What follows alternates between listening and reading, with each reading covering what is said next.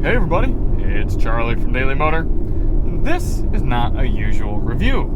This is my recap of spending a last minute 500 mile, 7.5-ish hour road trip here in the 2024 Dodge Hornet RT, which for those of you who don't know Hornet speak, is the plug-in hybrid version of Dodge's newest model.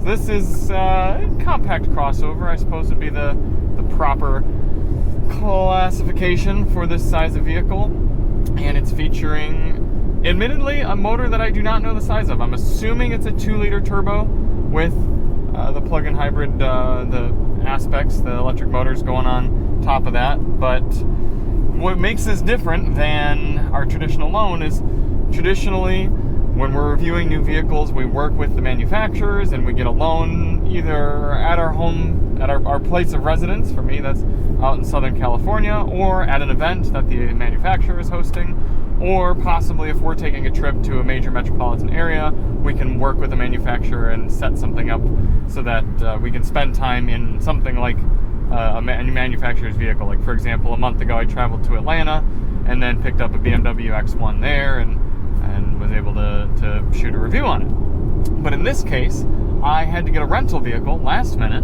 and so I headed to the nearest Hertz desk, and they said they had nothing for me, which was a bit disappointing. So I headed to my nearest Avis desk, and they had this, a 2024 Dodge Hornet.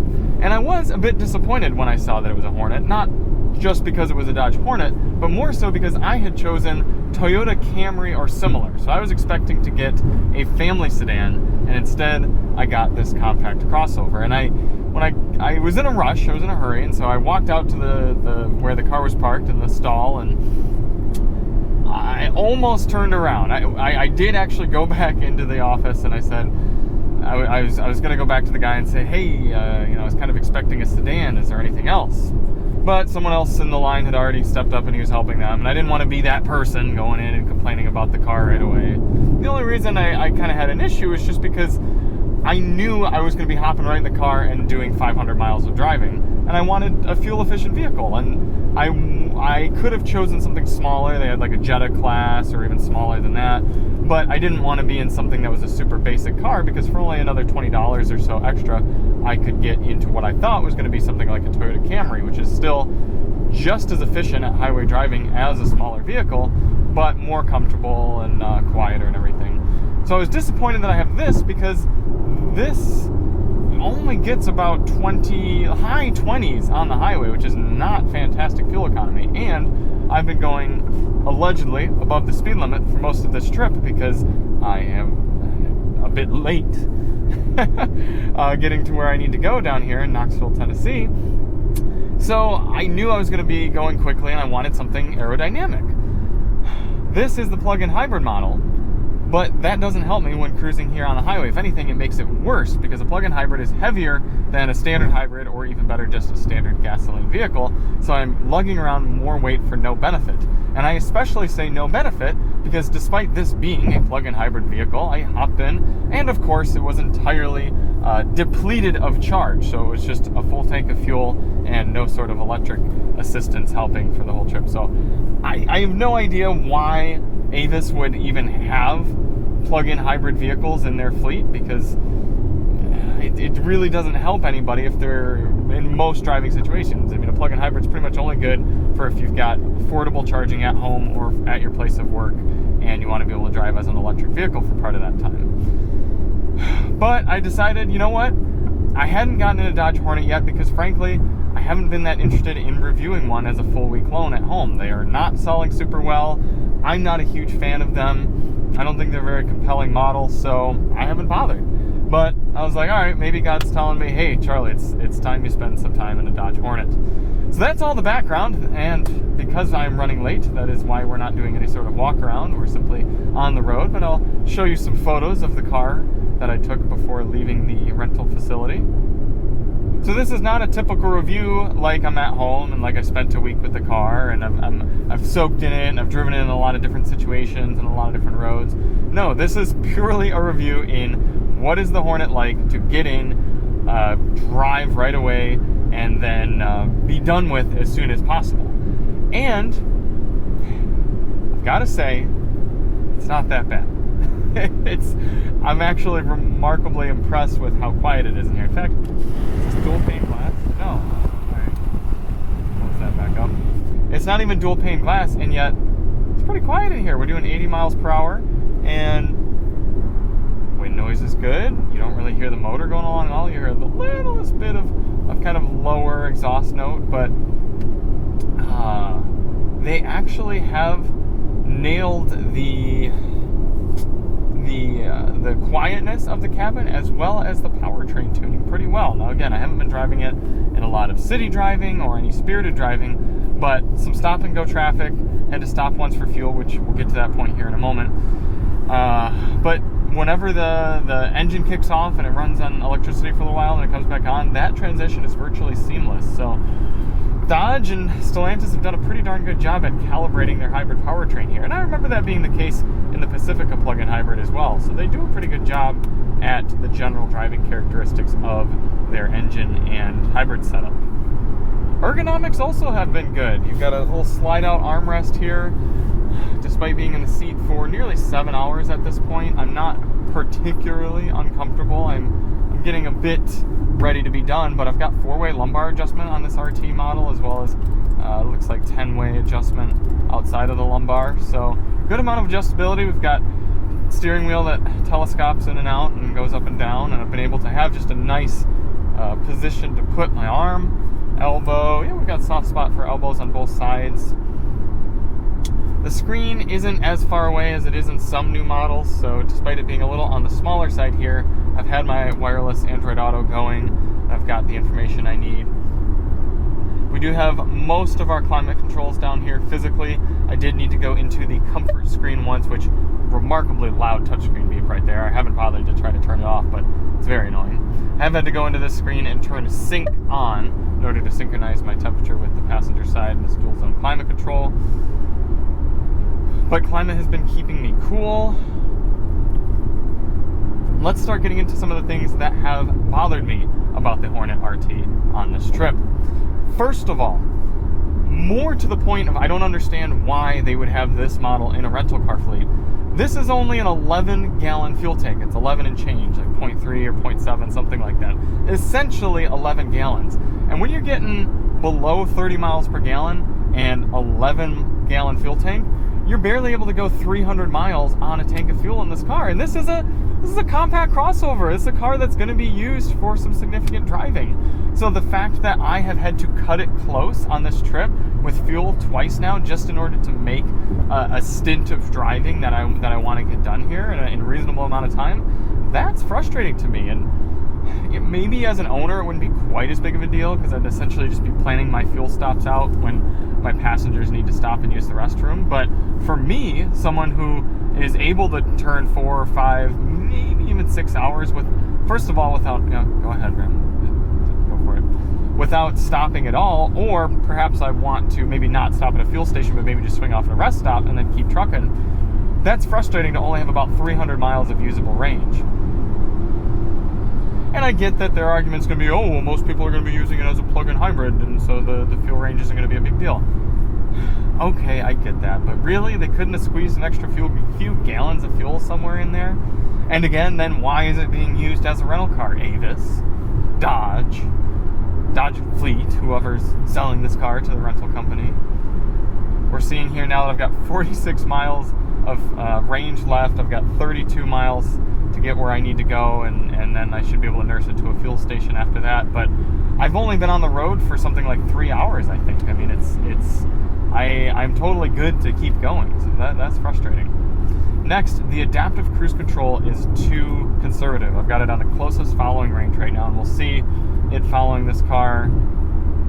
That's about the following distance it's going to use, and it's not explicitly the following distance I have a problem with, but look, that Ram is taking off, and look how long it's taking for the car to get going, and recognize that the vehicle in front of me is moving away. And so what happens, people behind you get frustrated that you're taking a while to get up and get going, and then people next to you cut in because there's such a large gap being left in front of you.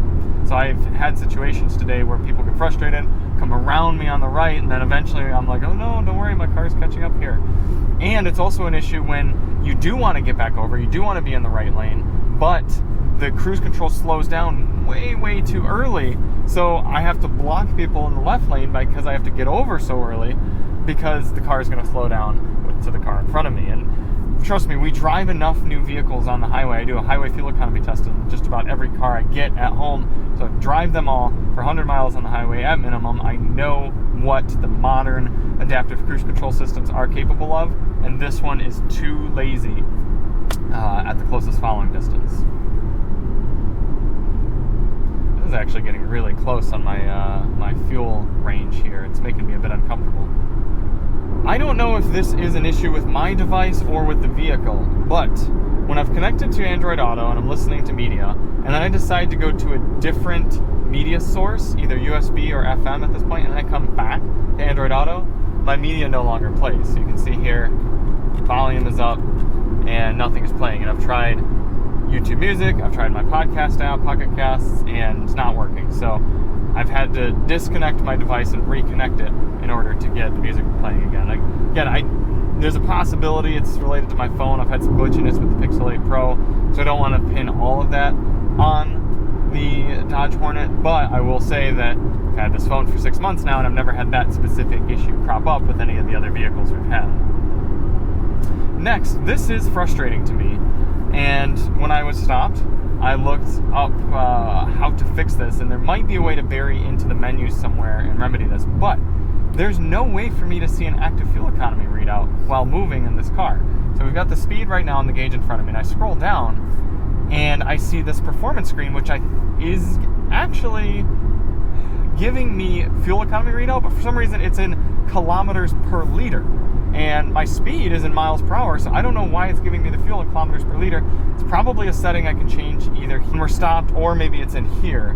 But in the rental car situation where I'm quickly hopping in and getting going, and I don't want to stop and fiddle with that stuff, it's frustrating to be getting it in the wrong readout. I guess that's not too much a fault of the car. Oh, there's our fuel low, because it wouldn't be as big. It wouldn't be a huge issue if it were calibrated properly. Next, speaking of the center screen, in order to rotate through the menus in the center screen, you press this square button, and then you can scroll through and get different readouts in your center information screen. However, there's a cognitive dissonance with this control, because after you select your screen and you let it time out, then this control starts configuring the song you're listening to.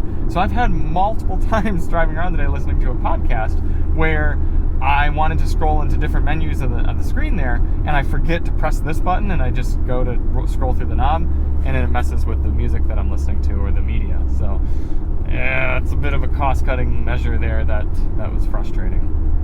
Now, coincidentally, I just got done with a 1,000-mile road trip with Christopher Brower over at Topher Drives earlier this week, and we were in a Volvo XC60, so a similar size vehicle to this, and the needs of a road trip are very fresh in my mind. So I can report to you that this is not enough center console area for road trip stuff.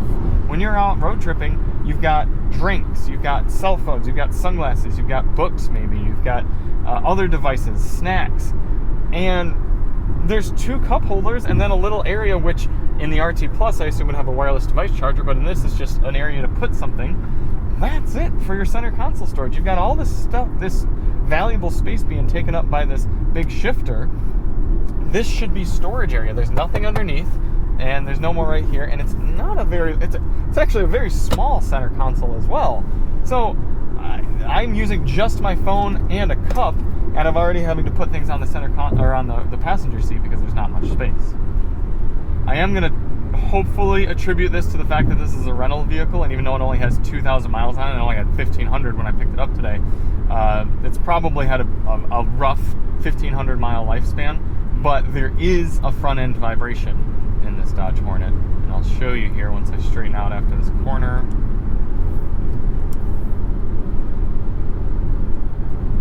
Hopefully you can see that it's wiggling back and forth right there. Yep.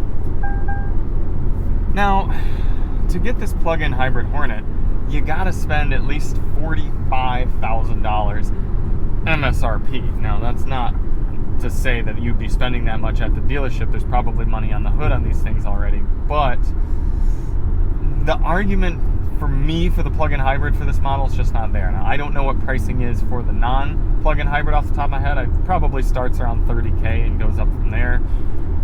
This one is decently equipped, but I don't think we have ventilated seats, right? Is it just heat?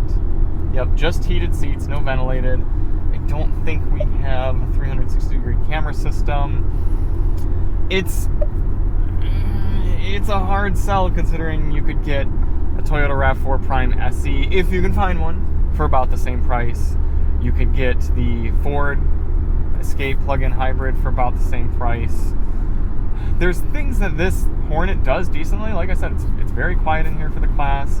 The powertrain's well calibrated, but it's got flaws as well. And I'm not going to have as strong and compelling of a conclusion as I would if I actually spent time with this car for an entire week, as I do for most of our reviews, because I mean, that wouldn't be genuine. But what I can tell you is, as a car to hop in and do 500 miles in, comfortability, it does decently, but from the 6-speaker sound system, that's not very good. The shortened range, and what was my other? Oh, and the adaptive cruise control. This isn't a compelling product at $45,000, and I have no manufacturer obligations to tell you anything otherwise, because I paid out of pocket with my own hard-earned cash in order to drive this Hornet. So thank you all so much for watching. If you do want to see more on the Hornet, check the link below. I think the only content we have at this moment is our sound system test, but who knows? Maybe I'll get into a non-hybrid at some point, or maybe I'll get into the Hybrid Plus and I'll do a review of the Harman Kardon sound system. I don't know, and maybe I'll like it more spending time with it at home. But until then, that's going to wrap it up for us here as we get into our destination. Thanks for watching, and we will see you on the next one. I'm Charlie from Daily Motor, and as always,